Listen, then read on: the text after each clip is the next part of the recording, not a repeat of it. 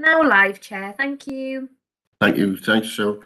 Good morning, everybody. I'd like to welcome you all to this morning's virtual meeting of the Overview and Scrutiny Board. Can I remind you all participants that normal rules and procedure apply. For example, comments and questions need to be directed through the chair.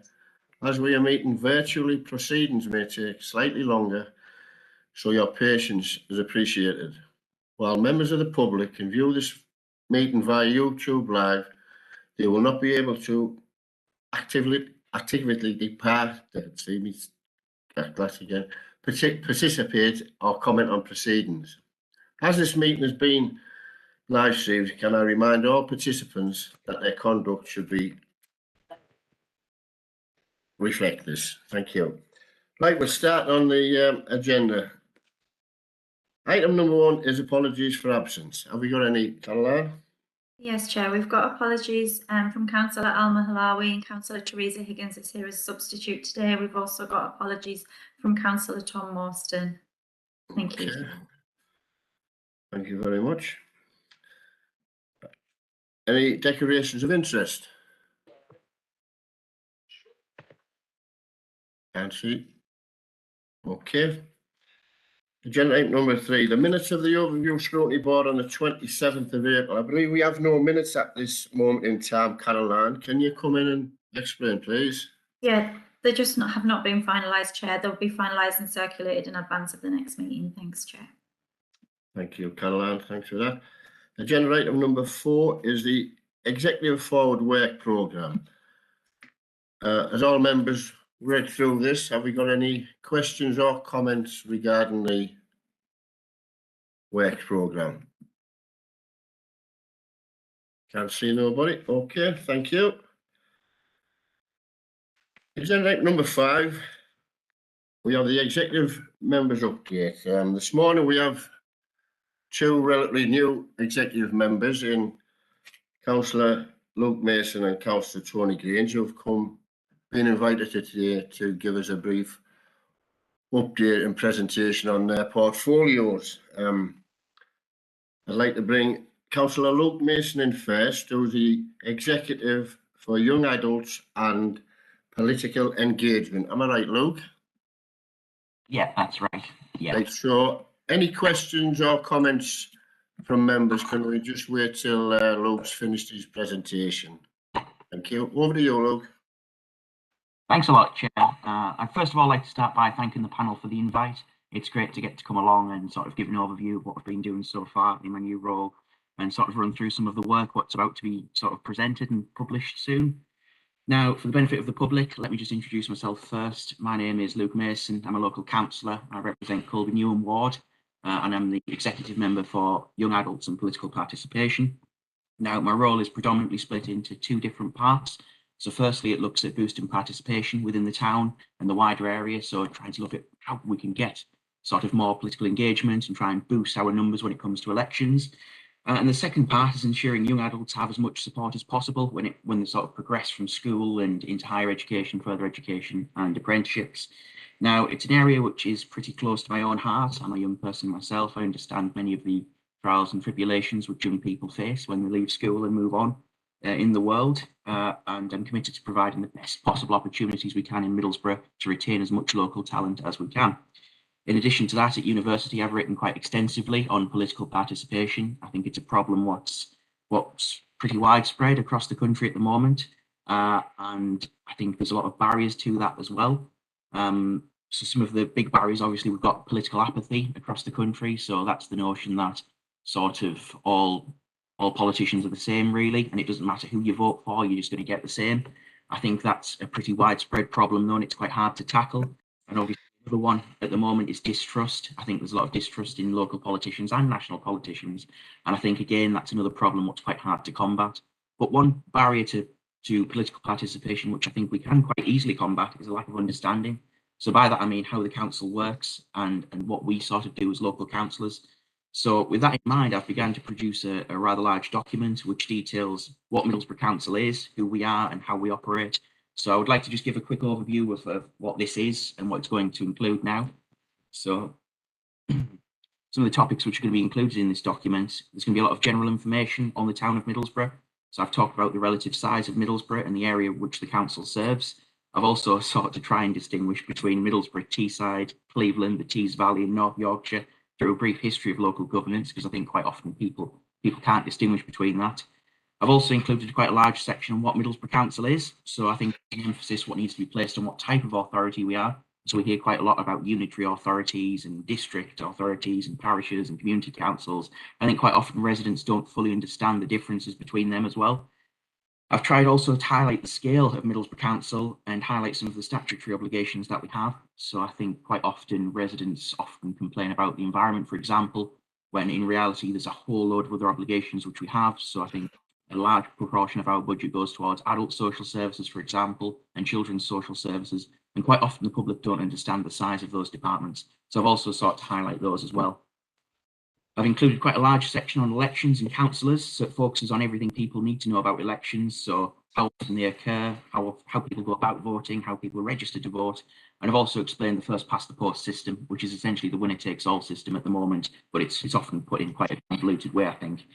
It also focuses on what councillors themselves do, so what we do, our work. It distinguishes between the work that councillors do in the wards, so the work that residents often see, the reporting of potholes, the complaining about trees and things like that, but it also highlights what we do sort of in town as well. So as town councillors, we often participate in scrutiny panels and things, and quite often residents don't understand this side of our work as well. And it finishes by outlining the current political balance. I think that's important. I think people need to know what councillors are where and what they stand for, sort of thing. There's a subsection on scrutiny panels as well, so people understand what the benefits of these things are, why we do them, and hopefully try and encourage people to perhaps watch them a bit more often as well, because I think people can find out quite a lot of interesting information by watching these panels. Let's talk about the mayor, the executive, what we are, what we do, the different roles that we have. I've highlighted the fact that the mayor's elections held at the same time as our elections as councillors as well, and that people should expect to vote in sort of two different elections simultaneously with that. I've outlined what full council is, how often it occurs, so obviously once a month usually, some of the benefits of it and some of the scrutiny what can go on in there as well. I've talked about council officers, what they do, and I've distinguished between what councillors do and what officers do. So obviously councillors lead the strategic direction of the council, whereas officers are responsible for maintaining the day-to-day operations. I think that's something what often the public struggle to understand. I've also outlined many of the key documents, what our council holds to. So I've explained what our constitution is, what the local plan is and how that works, how it's implemented. And I've also mentioned our tree policy as well. I provided relevant links to these in the document as well, so residents can hopefully find them with ease. And finally, I've also explained what the TVCA is and how that works in conjunction with what we do. So obviously, I think people often are confused between the Tees Valley Combined Authority and the council. We obviously are two completely separate institutions, what do completely different roles, and I've sought to highlight that as well. And as a final note in the document, I've also included an index of key terms. So I think we often use terms such as seats and wards quite interchangeably, and I think we often use some political jargon in there what people might not fully understand. So overall, I think you can see that it's a huge document. It's going to be very extensive, and it's going to be apolitical as well. So there's no political bias in it whatsoever. It's completely factual, and the hope is that councillors will share it when it's published, and it will be placed all over the council website as well. I'll be sharing it myself as well. Now, I intend to present that document to the council at the next ordinary full council meeting for scrutiny. So I believe we have it this month. I think the next ordinary council meeting will be late June time. So that will be published. All members will have an opportunity to look through that, to read that. And obviously any comments or queries at that time, I'll be more than happy to answer. I was fortunate enough several months ago to participate in the count for our members of Youth Parliament. It's a lot harder to carry out a count than I think a lot of people give credit for. It was great to be on the other side of the line. They do an incredible job there, and I look forward to working closely with them. One thing that I am quite passionate about setting up is a youth council in Middlesbrough. Now, I think we already have had one of these up until fairly recently, but I'm interested in sort of expanding the powers of this youth council. There are 620 youth councils in the UK at the moment, so it's a great opportunity for youngsters to get involved in politics.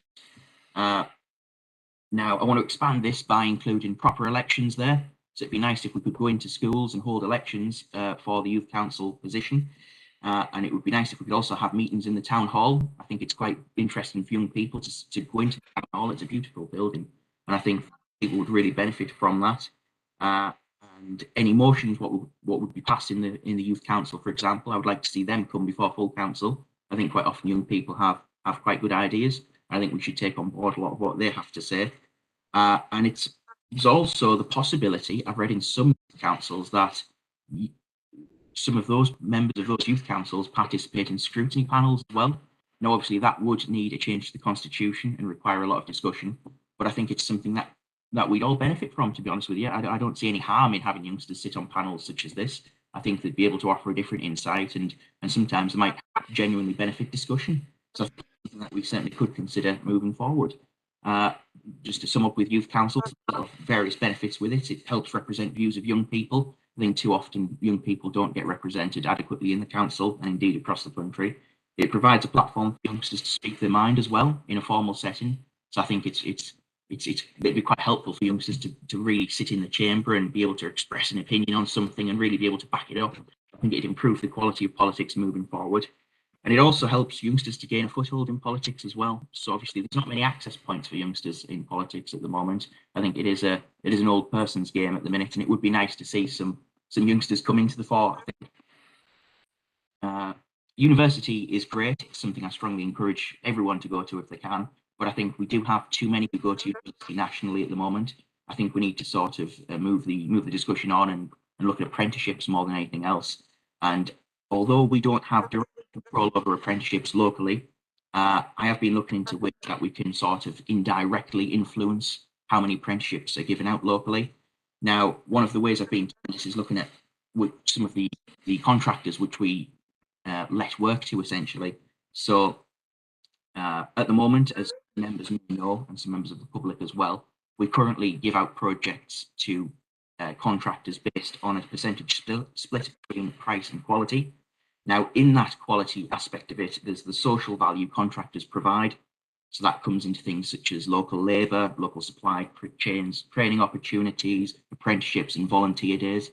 So I've been looking at projects such as BOHO-X, for example, and ensuring that contractors there are providing adequate opportunities and apprenticeships for young people.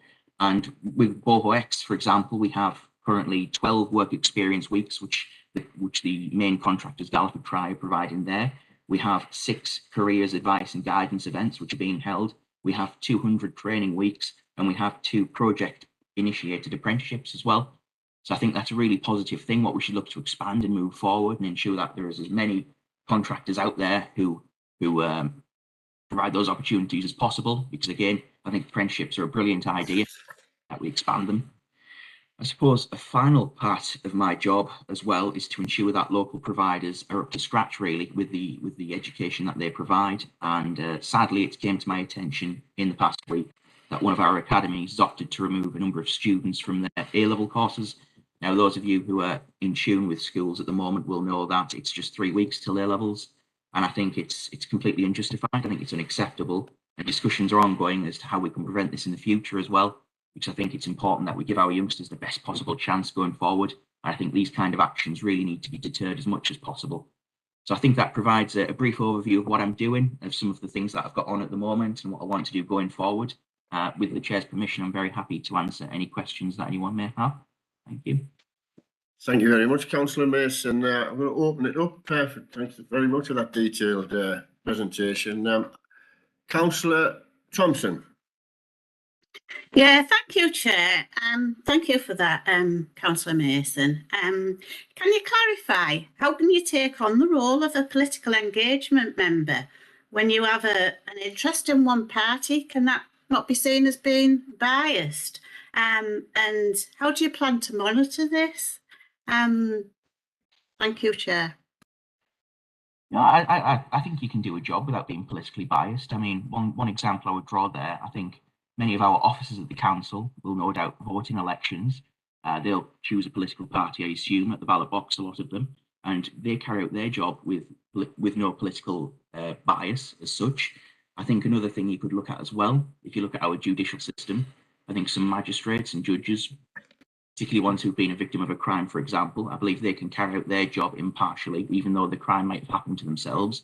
So I think it's deeply unprofessional if people can't separate the two between a party political interest and obviously what you do as the executive. I think our executive functions, as much as possible, there's not a lot of politics in there anyway. I think a lot of what we do is for the good of the town. So I think if I was unable to distinguish between the political and what I do on the executive, I think that'd be very poor indeed. So I don't think there is a conflict of interest at all. Thank you very much, Councillor Mason. Does that answer your question, Councillor Thompson? Yeah, thank you, Chair. Councillor Davison? Yes, thank you for that, Luke, this morning. There's just a couple of things I would like to say, if that's okay with you, Chair. I do notice in your presentation, Luke, that you don't mention our looked after children. Have you done any work with our looked after children, our children that go into look after a while, leave care and have to look after themselves? Have you looked into that area? And also, you spoke about councillors' roles. Now, have you consulted councillors on this? Because every role in every ward is different. So I just wanted to know if you'd consulted councillors with regards to your report. Thank you. Thank you for that, Councillor Davison. With regards to looked after children, I think it's obviously important to stress that I'm not the executive member for young children as such. It's for young adults with me. So I think looked after children, I think the number of those distinct that sort of it peters out as you obviously progress through school. But it is something that I'm looking at. It is something that I'm talking about with the relevant officers at the moment, and it's something that I'm looking at sort of helping with going forward. But it's not really my area as such. I think there's a bit of overlap possibly there, but I don't think it's as such it's my area. With regards to councillors' roles, the document and the information in there, it's very non-specific as such. I have consulted with several councillors, but it's non-specific, so it outlines what our duties are within the ward, which obviously is when it regards to sort of reporting things, ensuring services are up to scratch, and really fighting local issues, which we all do in our wards. And when it comes to obviously our roles within the town, we sit on scrutiny panels, many of us. It's a pretty straightforward process. Much of what we do is very, very basic and straightforward. So that's where I've went with it. I've tried not to be too specific when it comes to individual wards. I've tried to provide sort of a holistic overview of what we do as councillors. Thank you for that, but it doesn't quite answer my question really with regards to children that have been looked after and actually moved to be living by themselves. We do know who they are usually, and they still probably have social workers. So I think looking at what we can offer them and help them with should be part of your portfolio as well. Thank you for that, Councillor Davison. It is a new portfolio, so it's expanding all the time, and it's something that I've had to sort of get on with, as it were. So I've had to sort of pick priorities over the first few months. But that is certainly something I'll consider, and I'll speak with the relevant officers to make sure that myself and the executive member for young children don't sort of overlap too much, and there is a distinction. It's not really young children I'm talking about, it's older children. Councillor Davison, I'm going to bring Trevor in. He's got his hand up. I don't know whether this is anything. Trevor? Yes, thank you, Chair. Just a very quick point, really. Just for Luke's benefit, we have a virtual school head called Victoria Banks within the council. So for any information or background detail around looked after children, post looked after children, young people in care, and their education needs, then Victoria would be a really good point of contact. Thank you. Thank you very much, Trevor. Check that on board, Councillor Mason. Yeah, thank you for that. Okay. Okay, Councillor Higgins. Thank you, Chair. Luke, I was a bit concerned about you saying that it's not political. Everything you do as a councillor is political, and you know you're saying you can't if you can't distinguish between what's political and and what's not. You're a councillor. You have been appointed as a political person. And I can't understand how you can like split it up. You're a councillor. You're a member of a party. You are not going to be able to step away from your beliefs in that party, and it's up to each party to get to know the residents in their wards and in the town and let them explain what they're like, the Labour, the Independents, the Conservatives, to explain what they're about. I cannot understand why we need an executive member for that. And it is political. I'm sorry, Luke. Some of your things you said are good ideas, but I cannot agree that it is not political, because it certainly is. Can I, before Councillor Mason comes in to answer that, Councillor, that's your opinion. That's obviously your opinion. You know, you mentioned parties. Well, independence with independence. You know, politics is a part of the council. You're right, but we're all in to look after Middlesbrough, regardless what parties or what we believe in. I'm saying that, I'll bring Councillor Mason to reply to your question, Teresa. Thank you. Thank you. Thank you, Chair. What I would say to that is I would encourage members to wait for the document to be published. And if anyone has any question of political bias, which I don't think they will, you're more than welcome to raise it. But the document, believe you me when I say it, it only mentions Conservatives, Labour, Independents once in the document. And that is purely to outline the current political balance. It says nothing about the political balance. It just gives a fact, which is this is the current split within the council. That's not political. That is absolutely apolitical. So, do you disagree with the councillor? Okay, Councillor Mason, that's, as you say, it's your opinion. We all have our own opinions, Councillor Higgins, haven't we? And yours is, so we'll move on from it. I can't see, well, I can see Janet, Councillor Thompson's hand up, and we'll take that one, and then we'll. Yeah, can I just remind the chair that this is a scrutiny panel, and members are allowed to raise questions with executive members. So I'm just making that point. Thank you, Chair. Well, I don't think we're disputing that. I think he's answering the questions, Councillor Thompson, to be truthful. Councillor Hobson. Thank you, Chair. I would just like to come in on the back of Councillor Davison and what she said. Luke, we're all corporate parents, and as your role, I would expect that you are involved with the young children. That is part of what your role is. And I think Councillor Davidson here is talking about young people leaving school, 16, 17, 18-year-olds, who are the people that you're trying to contact, I do believe. So please bring in our children with special needs, our children who come under the corporate parenting board. We've got lots of children out there who need your help. Please make sure you do it. Thank you. Do you want to reply to that, Councillor Mason? Yeah, thank you for that, Councillor Hobson. It's something that I certainly will look at. That's why I think it's important that we have these scrutiny panels and things to ensure that we do look at where we need to look at. The only thing I would say in response, it's a new role. It's something what's currently being found out, and it is something that I will certainly be looking at going forward. So thank you for that. Very much.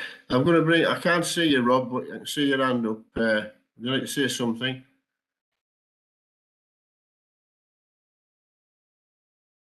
You're on mute, Rob. I apologise if my hand was up. It was unintentional, sorry, Chair. Oh, no problem. Councillor Hubban?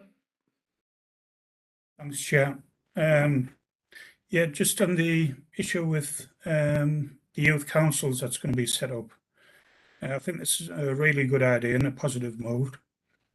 Would they be given any budgets to handle, ever so small, and decisions still could go through the council in the correct manner? I I wouldn't like to see a youth council be formed and it'd be toothless. They could become even more disengaged. So what would the setup be? Thanks, Chair. Yeah, thank you for that, Councillor Hubbard. It's still very much in the early stages at the moment, but I share your concerns completely. I think it's important that it isn't toothless. I think it needs to have some sort of power, some responsibility. And to be honest with you, I hadn't thought of giving it a budget, actually. I think that really is a good idea. If it's a small budget, something that it can handle, something that it can manage, I think that it'll teach the youngsters responsibility, and it'll also probably prepare them well for the future, whether it's into politics or into general life as well.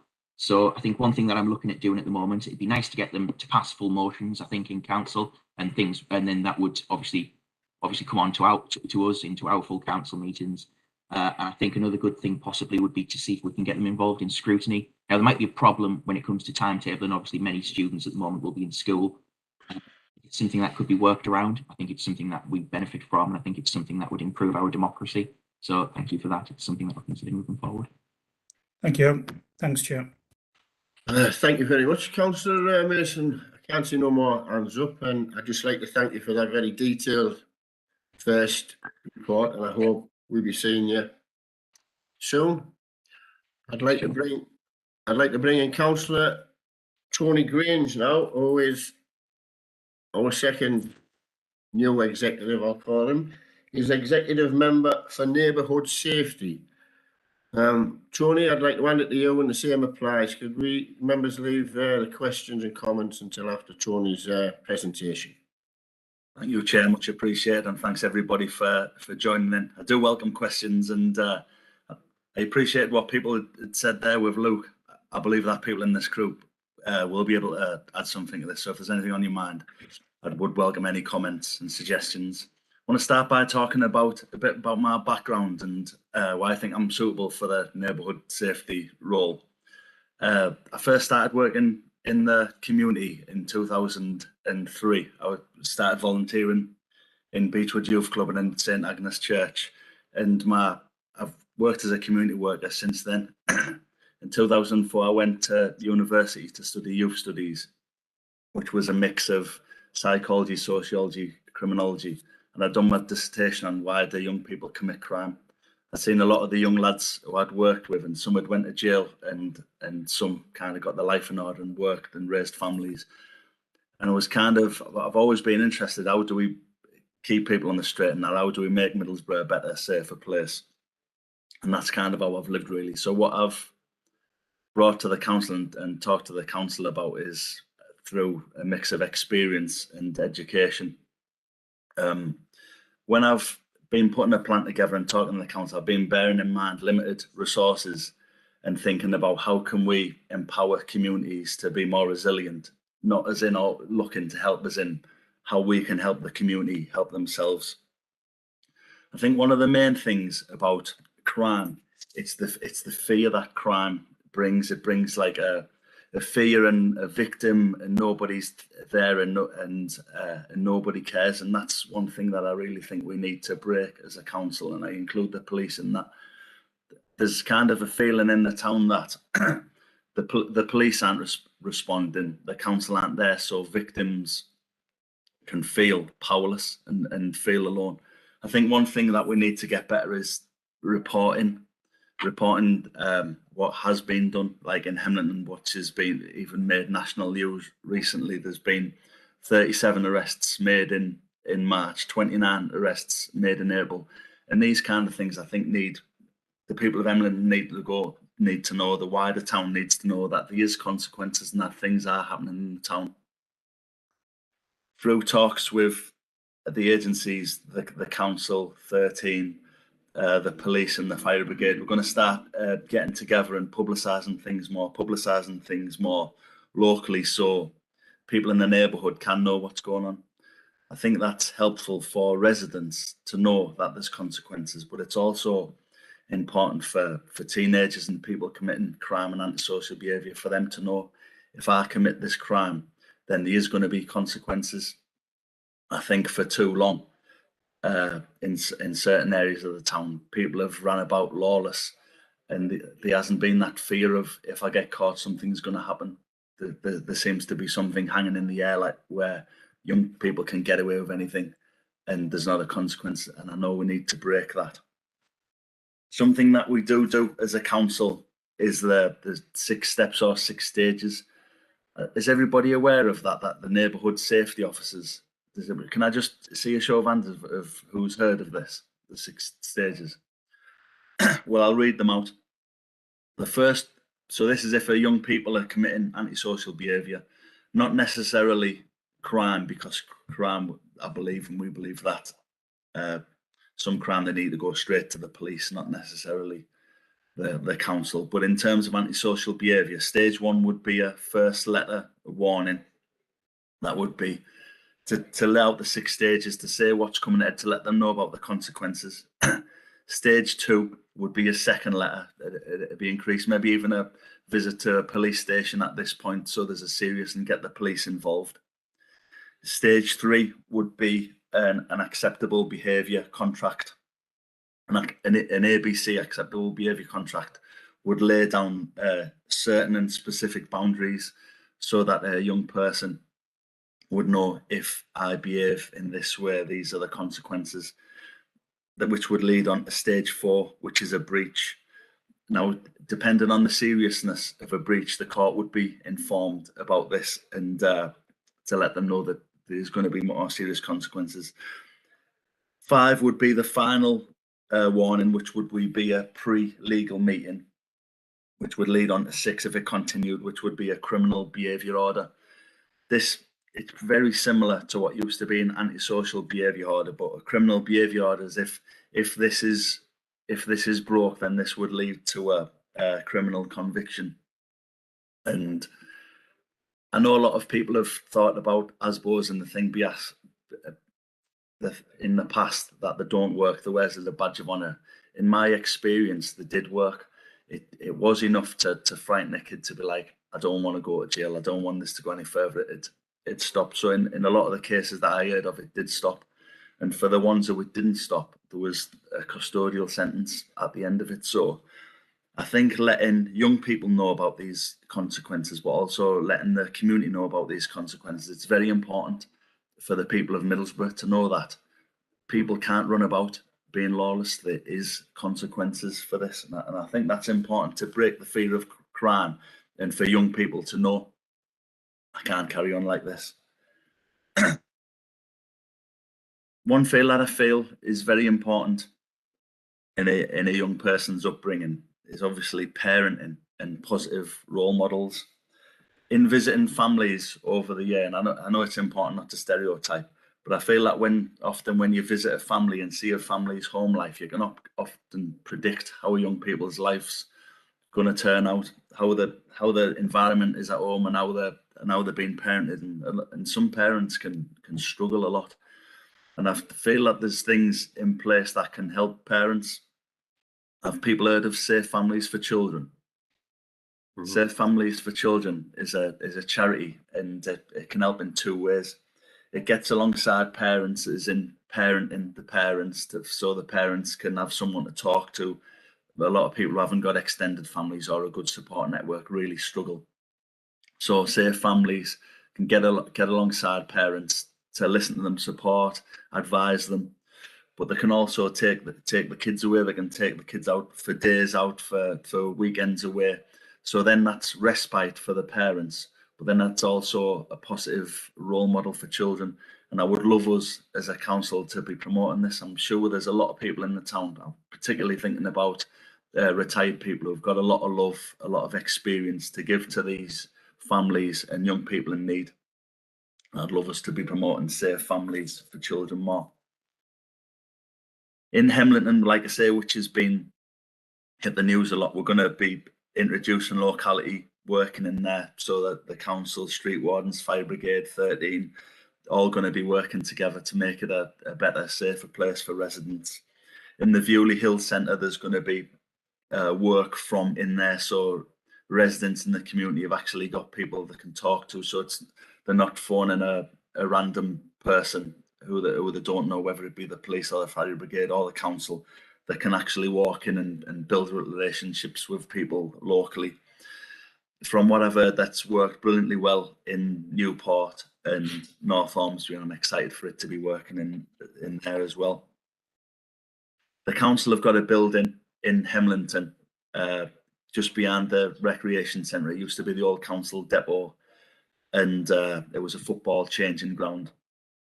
Probably about 6 months ago, I got a phone call saying, because I used to box myself for a lot of years, saying that they wanted to, the young people in Hemlington have expressed the desire to want to start boxing. That's boys and girls. And but at the minute it was just like an idea. Probably 2 or 3 months ago, Marion Walker phoned and said that they had a building in Hemlington that they'd like to use for a boxing gym. So I phoned a few friends who I knew from boxing and grew up in Hemlington, and they're gonna start a boxing gym called Hemlington Boxing Club. So they're in the process of starting a boxing gym, and I do believe that would be huge for the Hemlington area to have a. Boxing's great for discipline, for motivation, for respect, for energy, for something to put your time, focus, aggression, energy into, to have goals, for fitness, for mental health, to meet good people. So I'm really excited for what can happen. I believe that some of the best youth work in the area is the clubs, the sporting clubs, the drama, the scouts. But unfortunately, I know for boxing, a lot of it's in the town centre, and it's very difficult for people to come. So to have a sporting club like boxing in an estate, I think is absolutely superb, and I'm really excited to see how that develops. In Groville, there was a youth club started probably about 3, 4, 5 months ago. That was working brilliantly, but there was concerns about safeguarding. Not that it was unsafe, but more like it appeared unsafe. Simple things like not taking a register and things like that. And because this was owned by 13 and run by MEC, Middlesbrough Environment City. So because of that, it got closed down, and it seemed like it wouldn't open because there was too much friction. And a couple of the lads who were running it, friends of mine, they got in touch and said, what can we do about it? So through Middlesbrough Council, through talking to Andy Preston and through talking to the Genesis Youth Project on Easterside, on Groville, they come up with a plan where they can work together. So the Genesis, it would take ownership of it, they'd work under Genesis, and Middlesbrough Council could offer the safeguarding and support and things like that. So again, it wasn't that Middlesbrough Council coming and saying, we're running it, we're taking over, we'll offer this. It was more like, we'll empower you and support you to get this youth club up and running and be the best it can be. CCTV. I know in the area in Middlesbrough, a lot of people welcome CCTV. It can catch criminals, and also again this fear of crime. It can help that we're being looked at, we're being supported. Criminals can be caught. So I know Dale Metcalf will have more specific figures, but I believe it's in the last few years CCTV has more than doubled, and I really welcome that, and I think it's great for the town that CCTV is increasing and it's all being monitored, recording. We've got street wardens who are monitoring that. Dale, was there anything that you wanted to say on that there? No, just to echo what you're saying on CCTV, it's since January 2021 to January 2022, we increased our CCTV provision by 113% across the town. So that's not specific to one area, but just mindful, it's probably beneficial for the public and members to understand that, you know, we have to have a legal basis to install CCTV in our town. And there's all sorts of legislation that helps us govern CCTV provision as well, that members may not always be sort of aware of, you know. So I get contacted regularly, can we just put a camera up in a particular location, maybe because a tree's been damaged, for example, or there's been you know, some youths congregating on a green belt. You know, it's a bit more complex than just putting cameras up. It's the infrastructure side of things, how we bring that back to the control room, and so on and so forth. So I appreciate, you know, there's members on here that I speak to quite regularly who regularly sort of ask me, Dale, can we install CCTV at this location? And I do try and support and facilitate that where there's a legal basis to do so. And we do regularly move our rapid deployment cameras around to areas where, we have issues that are prevalent. And I'll always try and support that where I can. But it's things like you've got to have a suitable column, you've got to look at the height, you've got to look at the geographical makeup and the whole infrastructure side as well.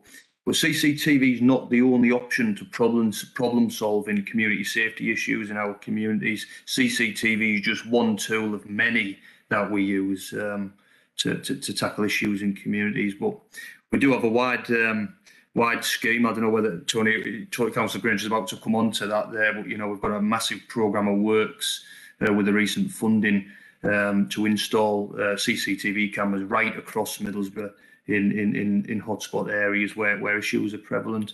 And I'm more than happy to share that with members outside of this meeting if that's something you would like. Superb. Thanks very much, Dale. Some residents will say that we don't report crime. There's no report. There's no point. Nothing gets done. And with antisocial behaviour and crime, it's so important that us as councillors, we're continually encouraging people to report crime, because when we know where the crime is, that's how we can respond to it. So there's obviously not unlimited resources. So it's good where it's needed most. So in terms of the CCTV camera and things like that, and even the youth provision, it goes where they're needed. So I would encourage councillors to encourage the residents to report all crime and report all antisocial behaviour. A lot of the things that we do can be talking about the negative aspects of the town, and continually talking about what's negative can bring this kind of darkness and down. I think the good stories are important to report. What I've been talking about with Adam Parkinson and Yolanda Mace is a Good Neighbour Award, where each councillor and community are nominating good neighbours. So we're talking about, I think in Easterside and Martin Manor and Lagate, where I am, we've got Freddie and Irene who continually pick litter most days. We've got volunteers who volunteer in homework clubs and kids clubs and at the sports village. And by doing things like having a Good Neighbourly Award, it shines a light as this is who we are as a town. This is the kind of people. There's far more good happening in the town than not. So we're starting more notice will be given that out in the next couple of weeks. We'll have a Good Neighbour Award where we're just highlighting good neighbours. We're shining a light on the positive things of the town and increasing the kind of the feel good aspect of Middlesbrough, which will, and I know we've done this in the past, but have an awards night at the end of the year where people win a yearly award, and a big deal made out of them, 3-course meal and a trophy, and just celebrate good things that are on in the town. So I wasn't sure how long to talk for, but I've done a good job there, and Dale's definitely helped me out to get the minutes up. But I do welcome any questions or any comments or any suggestions. It is quite a new role, and it is quite broad. It's neighbourhood safety. So if anybody's got any suggestions that would make Middlesbrough safer, I would love to hear it. Thank you. Thanks very much, Councillor Grange. Yeah, before I bring the other members in, I'd just like to say, I appreciate what's happening up Emlington. Not very nice to say the least. But I have to say we have antisocial behaviour in East Middlesbrough in particular places, and it would be very helpful if you could, organise things over here to help that situation out as well. Tony, we'll talk about that another time. But just making you aware that East Middlesbrough also suffers antisocial behaviour. We need all the help we can get as well. Thanks, Councillor Saunders. I'll bring Councillor Davison in. Yeah. Yes, thank you. Tony, I'm so pleased to hear what you're trying to do in the town, but I'd like to think that it covers the whole town, and maybe we could have a chat sometime. Maybe councillors could meet you on a one-to-one basis to talk about their areas. Is that at all possible? 100%, yes. Absolutely love to. Thank you. Yeah. So I would just like everybody to know that I am available to talk. Yeah. Thank you for that. Thank you. Thanks. Thanks, Dorothy. Councillor Thompson. Thank you, Chair. I've got a question when you Tony, that you think it's great that we have more CCTV. I don't think that is something we should be proud of. I think it's really sad that we need more CCTV and that there's an increase in antisocial behaviour. Don't you think that's really, really sad state of affair that we're in, that we actually need more CCTV? I know Jeff Field's got his hand up and he'll probably, he knows the figures better than me, but antisocial behaviour is actually on the decrease. So antisocial behaviour isn't increasing, it's decreasing. But the thing about CCTV, as much as catching criminals, people do feel a lot safer with it. Whenever there's been a crime, I know a lot of people on Easter side who obviously are more connected with the first thing. Have we got CCTV? Have we caught them? So I do agree, in an ideal world, it would be brilliant if there was no CCTV, if there was no need. But in terms of catching criminals and decreasing the fear of crime, I think CCTV is very important, and most people welcome it. But I do appreciate your comment. It would be better if we didn't need it, yeah. Yeah, just to reiterate that, if that's all right, Chair, that, yeah, it is. What the point I'm making is it's a sad state of affair that we've got to this point, and hopefully we wouldn't have had to, but it is what it is. I know, I understand that, but yeah, it's... Yeah. Thanks, Councillor Thompson. Jeff, you have your name up. You have your hand up. Can I bring you in before I go back to the members? Thank you very much, Chair. I do apologise, excuse me, for my video not being on. I've not got the greatest of connection.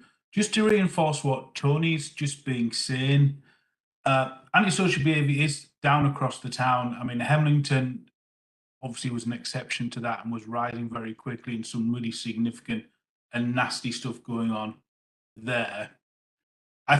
The work we've done with Cleveland Police, Fire Brigade 30 and other social landlords in Hemlington will bear absolute fruit for how we then replicate that work and the way in which we've done focused activity across the rest of Middlesbrough. And I will say that, over the last 6 months, I've seen a significant change in the approach of Cleveland Police and their involvement and their focus, because, the interactions we've been having with them. And I do expect to see that quite rapidly spin out across the rest of the town. So, yeah, absolutely right. Hemlington isn't the only place where we need to get on top of antisocial behaviour. And, we meet very regularly looking at the hotspots around the town. But I just want to absolutely give comfort to councillors that we are not ignoring the rest of the town because of the activity taking place in Hemlington. Hemlington is a significant issue which we've had to get on top of. But at the same time, we are doing stuff across the rest of the town. Antisocial behaviour is coming down. Environmental antisocial behaviour is coming down. We're seeing a reduction in fly tipping activity because we're taking more people to court. We're finding more people than ever before. So we are doing lots of stuff around the town. But I think what Tony said is quite right in terms of communication of what's going on in people's wards. I don't think we do that as well as we should. And I think that if we could communicate with you what we're doing in your ward, I think you'd be a little bit more assured of the activity that's taken place. And the comment about about the issue about CCTV, completely agree. As the director of the service, I'd rather not be spending money on CCTV and on these activities, because it's a sign of something that's gone wrong, isn't it, really? But unfortunately, we see this very much as a tool of getting things put right, and hopefully in the future we'll be able to have less of it. That's great. Thank you very much for that, Jeff. Thank you. Councillor McCabe. Thanks, Chair. Firstly, I'd like to recognise the role you've got, Tony, and it's about time the council and as an executive and members of, we've got a specific person now looking after this problem throughout the town, and I really appreciate the work you're going to be doing, and I think it's going to be great. And, you've got a mountain to climb at the moment. You mentioned about reporting crime. Now, as a society, I've many times, people have rang me up and complained about Cleveland Police when they do a 101 call, when they're seeing antisocial behaviour and people doing wrong, drug dealing, etc. And they try to get through to the police and they're on the phone for 20, 25 minutes. They give up. So, and then they resort to Facebook. And really, the council is not a police service. And this is a failing of Cleveland police in general. And that's why we're one of the worst performing police forces in the UK. And, you know, if our police service was better, we would have less crime. And we've got to look, then you've got to start looking at the judicial system, the punishment. You know, we read all the stories in the Gazette and we see the lawyers say, oh, this little Johnny's had a little bad upbringing, blah, blah, blah. He gets 50 hours community service. There's no punishment. And, you know, you've got a hard job there, Tony. And, you know, I'll support you as much as I can. And I look forward to meeting you and I can explain my problems. And keep up the good work. Thanks, Chair. Councillor McKay, I do appreciate that. Yeah, and I do agree. I think what's been good, and I know it's like fly tipping, a prime example. It looks like somebody might be going to jail for that, which might seem extreme, or you might, but I feel that it's very incredibly helpful. I think if people know that there's going to be consequences and going to jail for fly tipping and things like that, and then it shows behaviour, it really helps. So I would agree with you that punishments need to increase. Thanks, Tony. Councillor Bell? Yeah, thank you, Chair. Could I just comment on the use of CCTV cameras? I really believe that in this day and age, and for a long time now, we need cameras. It's not just for antisocial behaviour, it's for criminal behaviour, it's for protection of women who are walking along the road. It's helping to catch people who've done this. Take the example of the police officer who tragically raped and murdered that young girl, and he was only tracked down by CCTV. So I think it's really helpful to have that. I'd also like to say to Tony, I'm really glad now in Hamilton we're going to have a place in the shopping centre where all the agencies are going to be. We're going to have a safety officer there, Debbie Shaughnessy, 13, Habentech, the police, social workers. There's going to be all sorts of people in there, so people can safely go in and not be branded that they've been talking to the police, because the police will be there. They can turn around and say, I've been to see 13, I've been to see Habentech. So I'm really glad about that. And I'm really happy that there's going to be a boxing club getting started in Hamilton. I think it's going to help a lot of young lads who are out of control at the moment, who are going to be engaged in boxing, and they'll be taught to have respect and to behave themselves. And I think that's a really good thing. So I'm really, thankful for Tony and his team for getting that up and running. Thank you, Chair. You want to respond to that, Tony? I just appreciate it. Thank you. Okay, Councillor Higgins.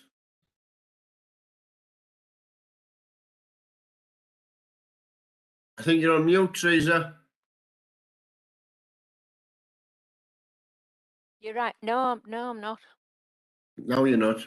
Go ahead.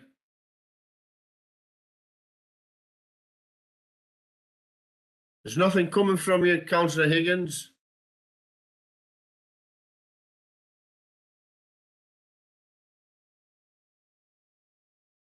Teresa, if you can hear me, I'm going to move on because I'm not getting nothing from you. Nothing yet at all. Is that okay? Now you're okay, Teresa, yeah. Now you've gone off. You've gone off again, Teresa, so I think it's your headphones, maybe.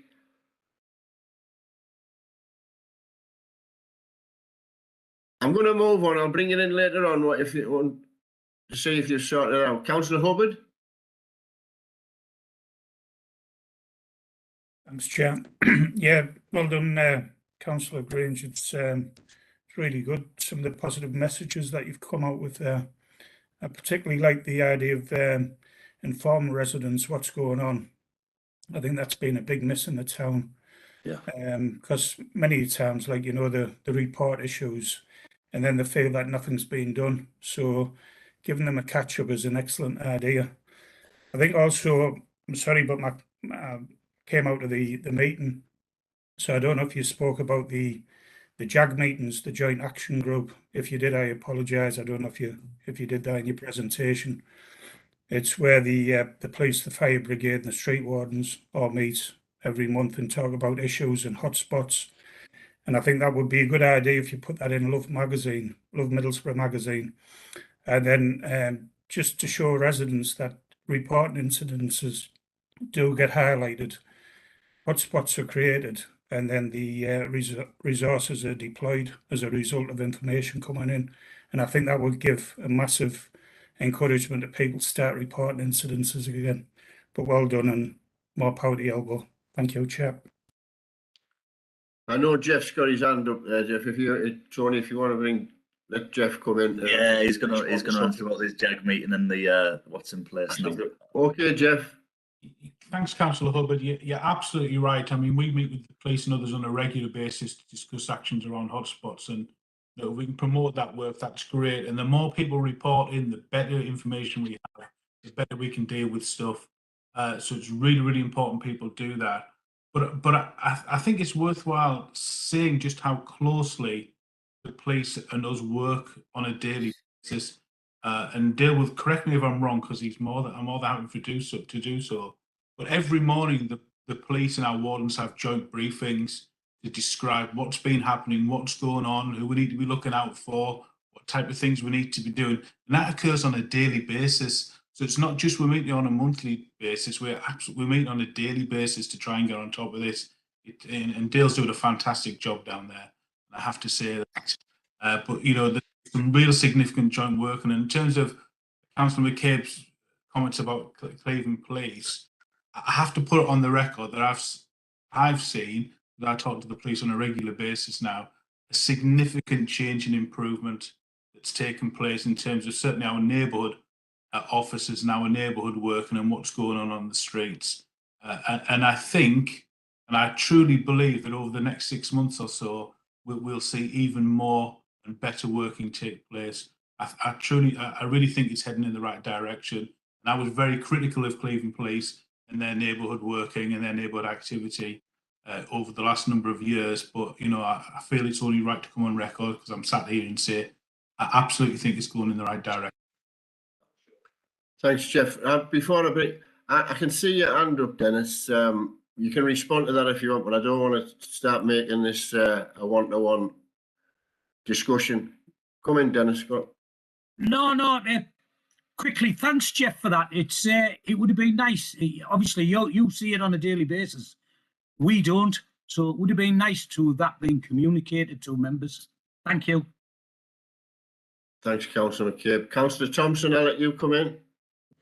Yeah, before I ask my question, I'd just like to remind Councillor McCabe that we've got a lot less police on our streets, and that's due to our lack of funding through the government. So we've got loads of cutbacks. I have a close relationship with our police PCSOs, and they're always telling me that they've got less police, but that's due to our government and the lack of funding. So I just ran that. This is not a political meeting, Janet. So can you talk about your that is a question, fact. please? No, that's a fact. Well, Councillor Saunders, it's a fact that we've got less funding for police. That's the point I'm making. The point I'm making, we've got less funds, so we've got less police. Okay, I'll move on. Right, my other thing is Councillor Hubbard referred to the JAG meetings. They no longer exist now, and I would love to see them come back, because I found them very useful, but they were scrapped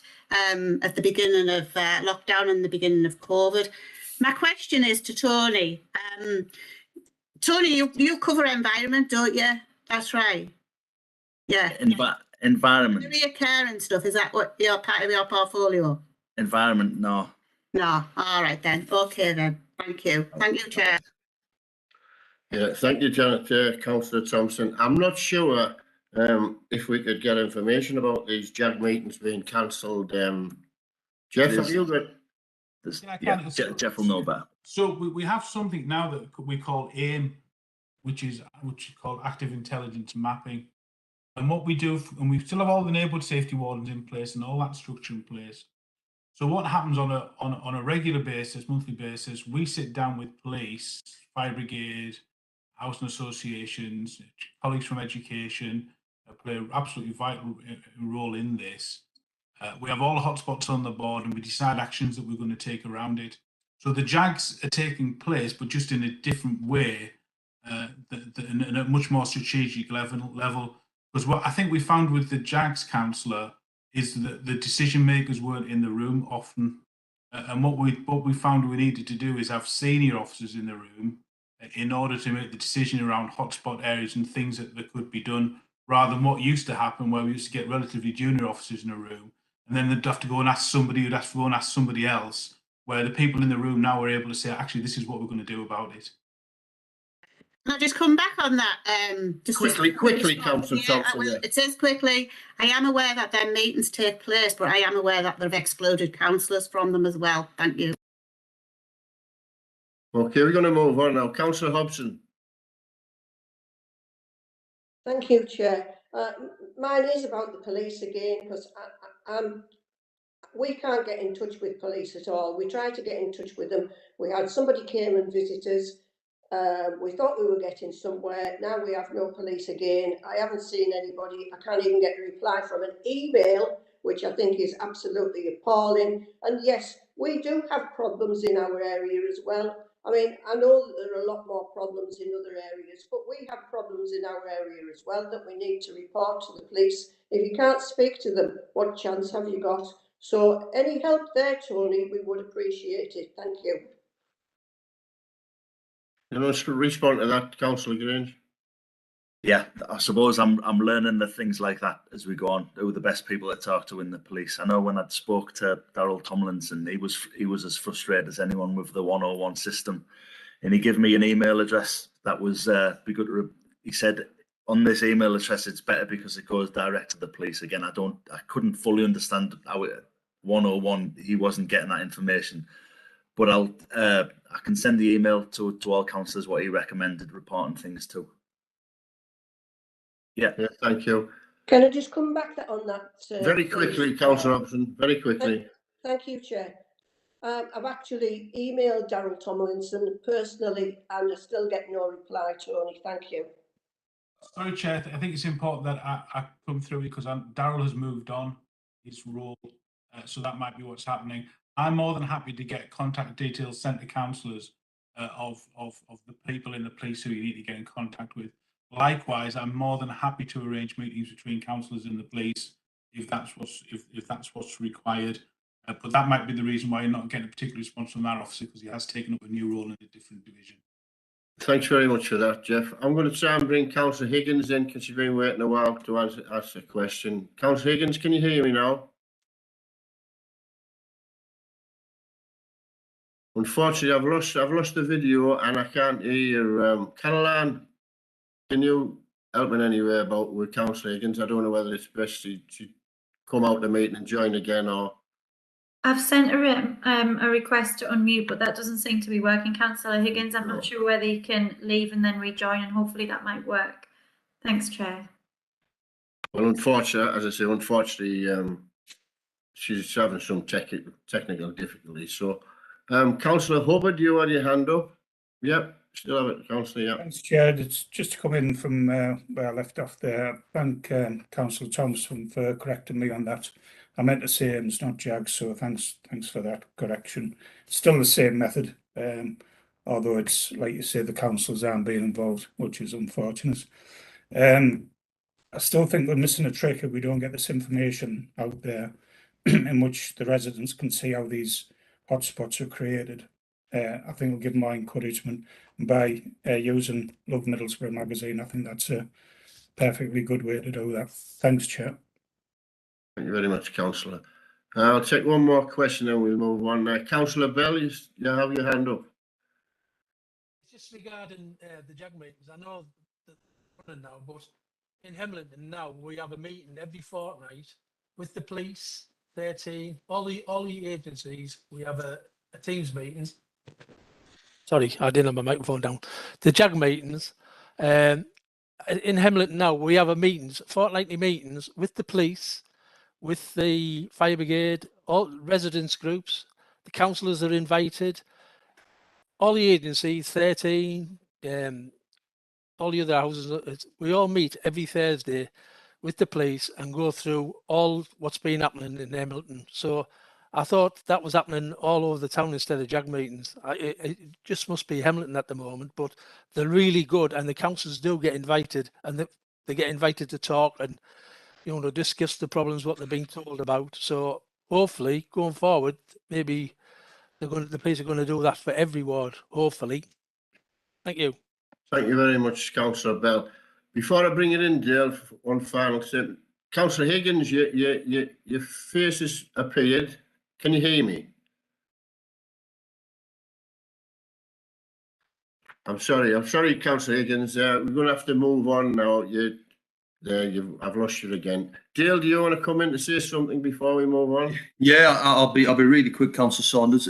Just in relation to the multi-agency meeting, which councillors are invited to at Hemlington, which Councillor Bell's alluded to there, that's an operational working group that, given the significance of the issues that we are seeing and continuing to see in Hemlington. So we have a strategic group for Hemlington and also an operational group. So, you know, again, very similar. It all flows down to our active intelligence mapping meeting at the top.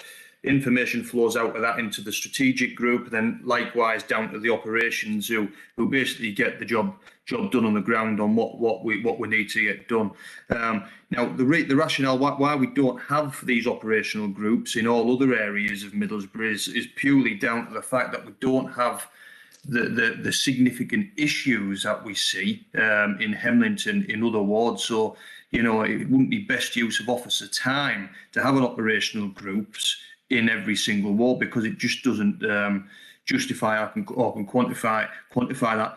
We are aware of issues in East Middlesbrough at the moment, so that is something that we're looking at. So, you know, going back to your earlier point around East Middlesbrough, we do have some significant issues in East Middlesbrough, and we do have some plans that I can share with you outside of this group for councils that reside or look after that ward, if that's okay. If you want to get in touch with me outside of this meeting, I'll be more than happy to have those discussions. But that was just to provide some rationale, is that's why we've got that group at the minute. It's up and running in Hemlington, and we do it in other areas, is due to the significant issues that we see there on a daily basis. Thanks very much, Sir Dale. Finally, before we move on, I can see Jeff putting his hand up. Just Jeff, do you want to come in and say something? No, must be a mistake, Jeff. Okay. Well, I'd just like to thank... Sorry, Councillor, I was on mute. I do apologise. Just to say, I've listened to what councillors have said very clearly about the JAGs and other things in communication. I think, with your permission, Chair, what I'll probably do is, to begin with, I'll put an all-member briefing on with regards to community safety issues on at least a monthly basis to begin with, and we can see how it stretches out from there. We can pick issues up as we go through that. That might be a start. We might end up going north, south, east, west on that eventually. We'll see. But just to begin with, I've heard what you said, and we will put a briefing on to begin those discussions about how we enhance that communication role with you. Okay, Jeff. Yes, I agree with that. I think it'd be very helpful. Okay. I think we're going to have to move on now. I'd just like to thank the two executives for the very informative and impressive presentations. It's obviously you've been working very hard and busy since you've been appointed. So thank you very much, Luke and Tony. You're quite welcome to stay. But I know you're busy, lads, and thanks very much for Dale and Jeff as well. You know, you can stay for the rest of the meeting if you want. Okay. I'll go. I just want to say thanks very much, everyone. Thanks for your comments and taking part. I really is appreciate. No problem, Tony. You'll take care. Catch us later on. Yeah. Oh yeah, that's it. Please get in touch with me if you wanted to talk personally about your ward. You've got my email address, and I'd love to come down and have a chat with you one-on-one. Okay, Tony. Thanks for that. Okay. We move on to agenda item number 7, regarding the school exclusions, the feedback from school visits. I understand that Caroline and 3 members, Councillor Thompson, Hobson and Alawi, visited. Chair, have we missed the Chief Executive's update? Oh, sorry, I've got that much writing on my agenda, Councillor Thompson. Sorry about that. Yeah, after speaking, we'll go back to the Chief Exec's update. Yeah, after speaking to the Chief Exec, we both believed it wasn't necessary for him to attend to give an update. It's just was the 27th of April since the last OSB, and there was nothing really to be updated on. Sorry about that, Councillor Thompson. Okay, we'll go back to it. Agenda item number 7, the school exclusions. As I said, Caroline and 3 members attended King's Academy to have a visit round the school and to meet the principal. I'd like to bring Councillor Hobson in before I bring Caroline in for you've got notes and an update on it situation, Councillor Hobson. Yes, thank you, Chair. I just made a few notes while we were there. They didn't want us really to take many notes, just for members to jot down what was happening, which was what I did. So our visit to King's Academy, they actually told us that they have 80 to 90 places on send, which includes visual impairment and children with hearing impairment. We were obviously talking about exclusion, so that we had quite a discussion on that, and we understood that they do everything they can before they exclude any child at all. They do so much work with the parents that they don't really get any complaints at the end of it, because when the children are excluded, then parents know that everything that they can possibly do to try and sort things out has been tried. So they've gone down the line of what they do, and when they get to the final thing where they have to exclude children, then obviously the parents understand that everything that they can possibly do to try and keep them in school has been tried and obviously not worked. There's lots of causes about, and at the moment it's especially problematic with the what is going on in the Hemlington area. They've got quite a lot of children from Hemlington, so that is causing a little bit of worry to children that live in Hemlington, just about not being able to go out on an evening and worry about, you know, the houses, etc. And we all know what's gone on with that. The school try hard to work with the police, but the police, once again, they don't return the calls and they don't give feedback. So again, problems with the police there. They talked about the NHS and it wasn't matching the demand that they need. The CAMS is too slow, which I know that's happened for years and years, but doesn't seem to be getting much better. They have a class for exclusions, which is helping now. And then we've talked about how many exclusions they had. They had 4 permanent exclusions, and it was because of behaviour. The other thing that they mentioned was literacy was 60% below the expected level, which gave me a bit of a shock, actually. I didn't expect that for literacy, because let's face it, for our children, literacy is one of the most important things they can do.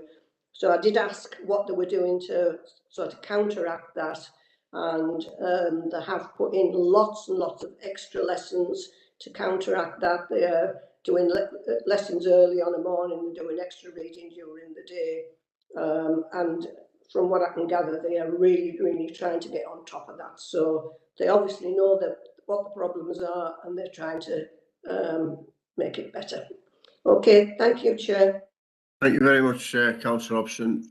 Councillor Thompson, I know obviously you were a part of that visit as well. Would you like to say something about that? Yeah, absolutely. Yeah, I took some notes, and yeah, we did look around the school. I was quite impressed with the school, how people were working, how quiet and how relaxed it was. And they did point out, as Councillor Hobson said, it was about the criteria of what the school covers and the area they cover. It was also, you know, they were saying that they had links with the police and do talk to the police about certain issues. They also have psychotherapists. They've got a psychotherapist provision to support children in school, which they didn't have before, which I found that was quite useful. Thank you, Chair. That was my report. Thanks very much, Janet. I'm not sure. Caroline, would you like to add anything on that? Or? Yes, thanks, Chair. I was just going to say, in terms of one element of the conversation that they talked a lot about was the impact of COVID-19 on the children themselves and how that's impacted on the kind of, I suppose, the year 8 and year 9 children particularly now. I've circulated this morning a document, a piece of research that's been done by Oxford University, which was done specifically around the exclusions and the general increase in exclusions across the country, really, as a result of COVID-19 and the impact that it's had on children.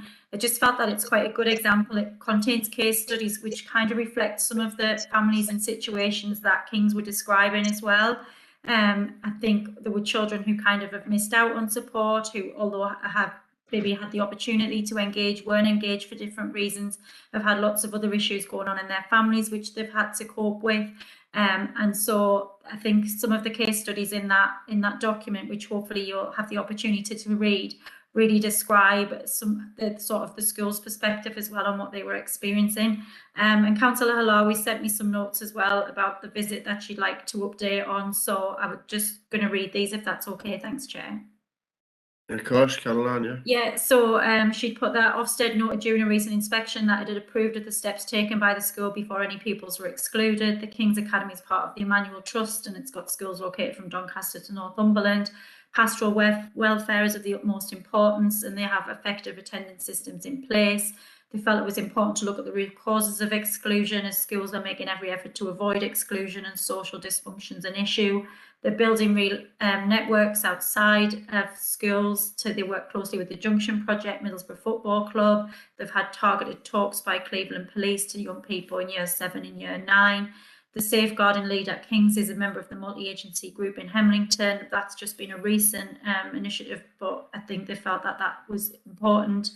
They felt that daily exclusions are an effective method to alter behaviour.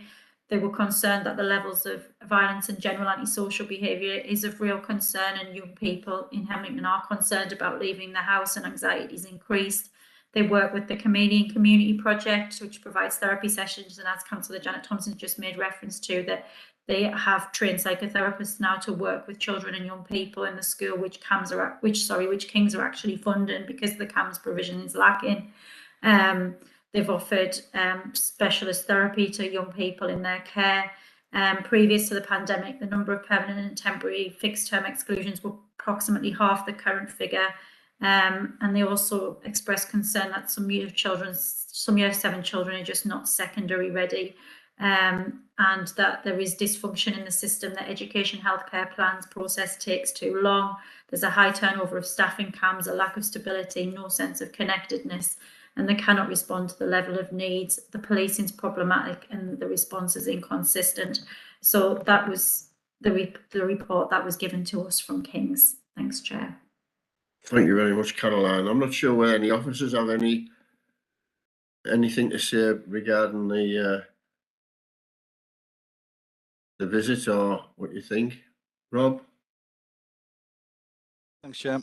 It's just to thank members for the time to take that they took out to go to the schools. I know them visits are going to continue beyond today's meeting due to a range of reasons why they couldn't get in last week due to unique school circumstances. So those visits will continue, but what we've seen is the initial OSB focusing on the data, then we've heard from officers, and now you've seen what it's like in the schools, and the sharing of best practices is key here. So you've certainly seen things from King's that you agree with by the sounds of it, and it's really that's the next step, I assume. Yeah. Thanks, Rob. Yeah, as I say, the headmaster from the UCO was at the last OSB. They're doing everything they can to avoid these exclusions, but some of them cannot be helped. Yeah, so but as you say, there'll be more visits in the future, and OSB will be keeping a watch. I would not say grilling, because the Gazette pick things up like that. So yeah, we just keep a watch on these schools and exclusions. Well, thanks very much. Nobody else has anything to say about that one, so we go on to agenda item number 8. which is the final report, Children's Young People's Social Care Scrutiny Panel final report regarding sufficiency and permanency. Bring Councillor Davison in, please. Yes, I'd like to come in with regards to this sufficiency and permanency perspective of young children in care. The scrutiny panel carried out a review of sufficiency and permanency over the course of previous municipal year 2022 to 21.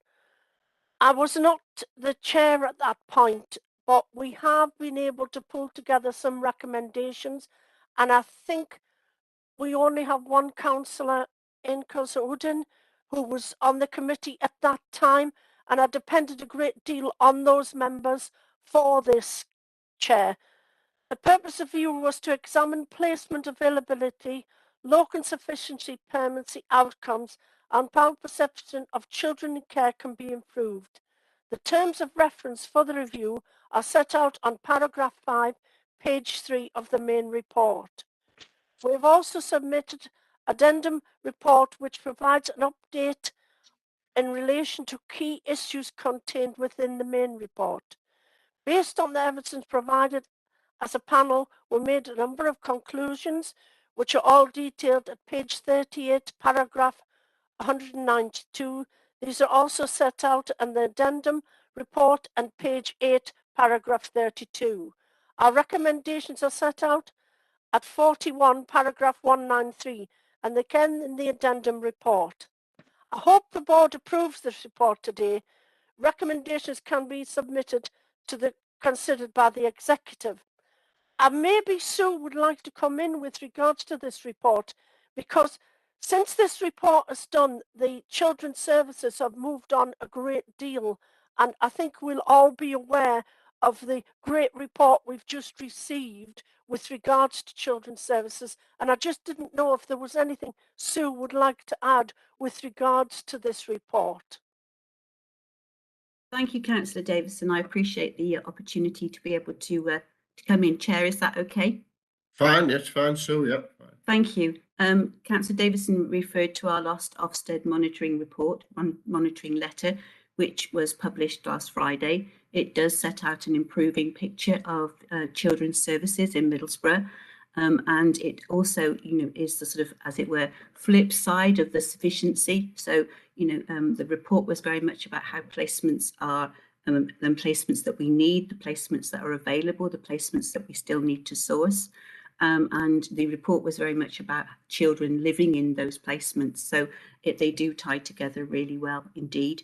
One thing that I'm particularly pleased to note is that one of the reasons that we were judged inadequate by Ofsted back in January 2020 was that we didn't move children to permanency swiftly enough.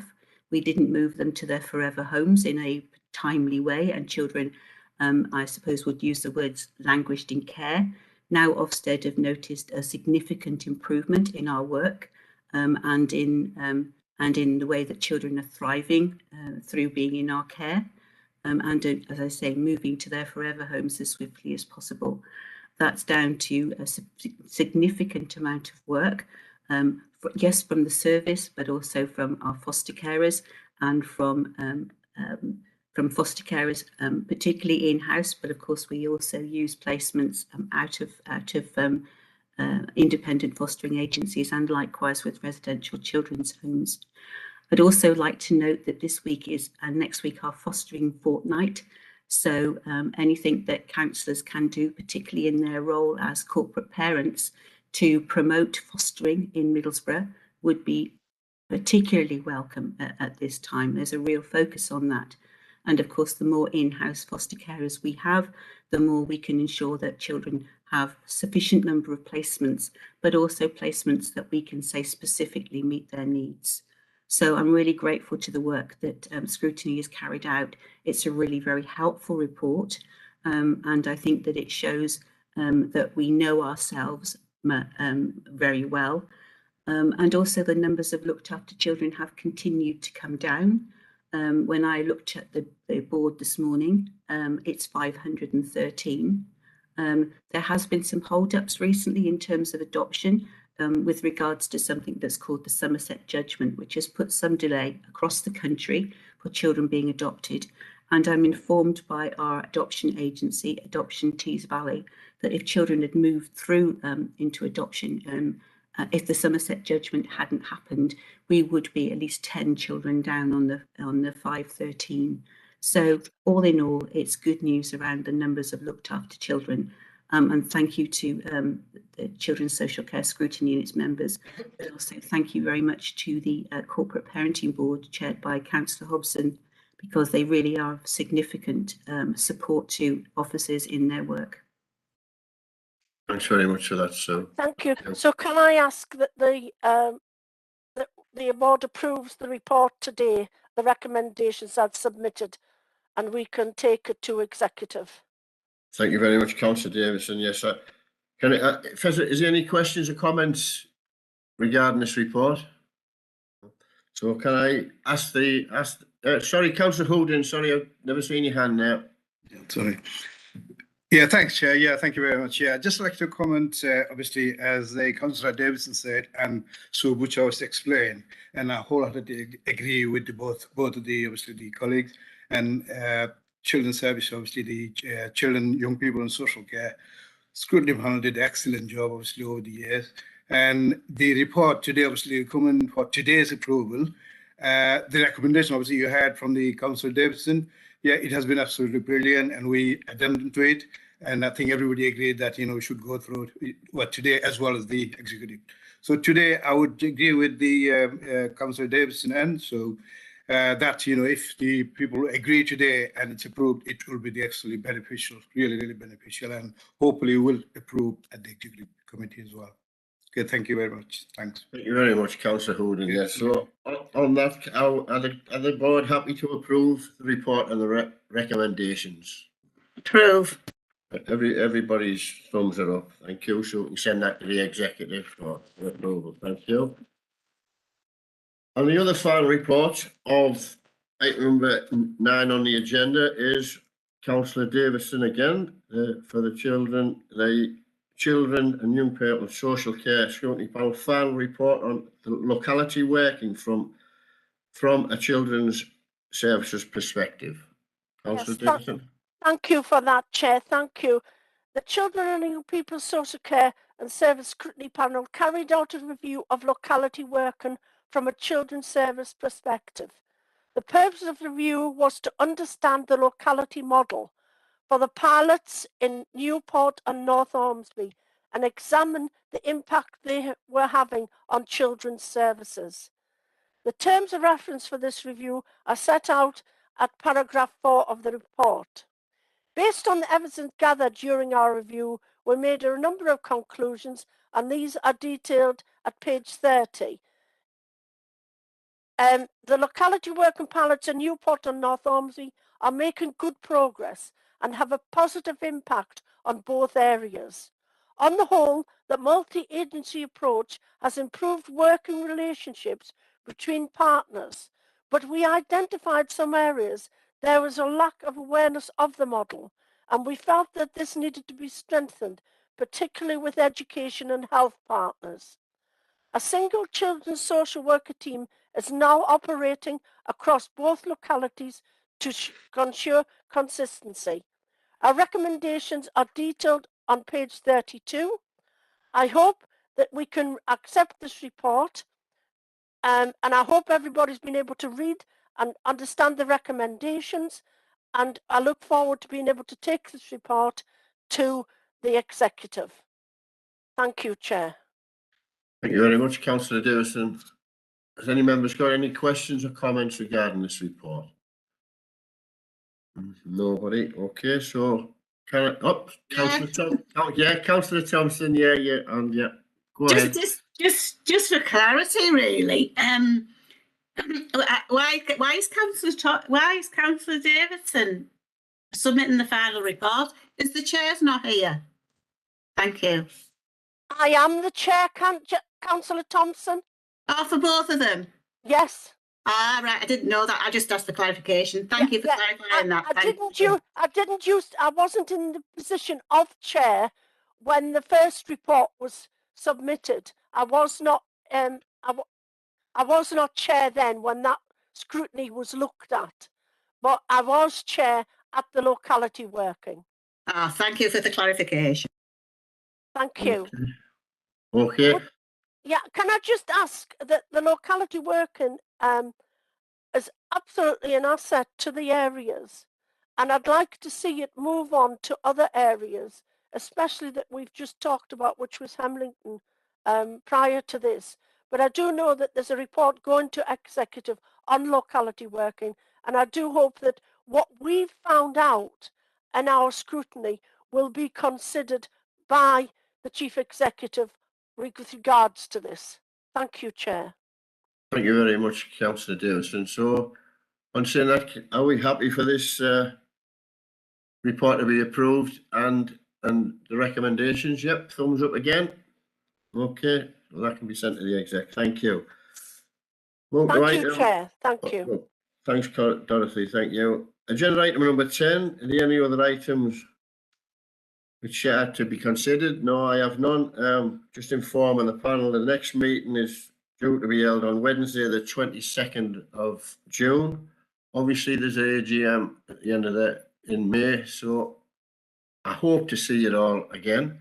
You never know. I'd just like to take this time to thank every member and officer who's attended the board this year. Many thanks. Okay, I'll close the meeting now. Thank you very much. Have a nice day. Bye, everyone. Bye-bye. Bye.